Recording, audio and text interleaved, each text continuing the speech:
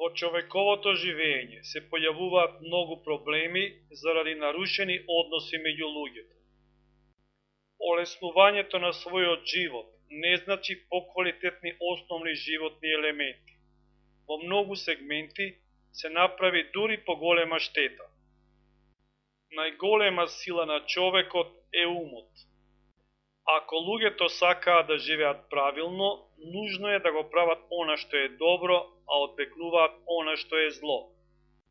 Пред 100 години луѓето беа против етиката, бидејќи тврделе дека ги притиска, принудувајќи ги да се однесуваат според строго одредени правила. Најлошо за човекот беше што се уништи разликувањето меѓу доброто и злото. Повторното враќање на луѓето кон етиката започна пред 20 години. Тој период се нарекува преродба. Најважна наука на денешницата е етиката, бидејќи постои нагласена потреба од морал, како да се прави добро во својата струка и пошироко. Во денешно време не е можно да се живее без етика, луѓето добија пресилна техничка моќ. Новото во моралот е што секој треба да има право да го крене својот глас против лошите решенија.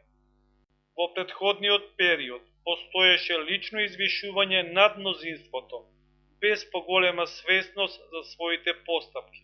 Сега секој треба да биде морален. Општите задачи на моралот се да се има добра волја и намера, да се измислуваат и постигнуваат добри цели. Основната порака на мајка Тереза е: не можеме да правиме големи работи, но малечките може да ги правиме со голема љубов. Современиот мислител Ернст Блох бара човек на човека да му биде човек, а не волк. 5 области на човековото морално однесување се следните: однесување на човекот кон другиот човек, човековото однесување кон природата, човековото однесување кон заедницата, човековото однесување кон космосот и човековото однесување кон себе си.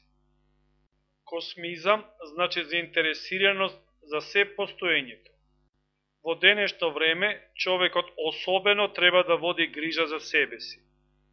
Човекот треба да се ангажира за унапредување на својата заедница, бидејќи со тоа би живеел во подобар свет.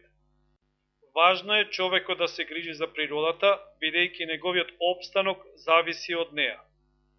Грижата за другиот човек е потребна во денешното време на живење, бидејќи правејќи добро за другиот, правиме добро и за себе.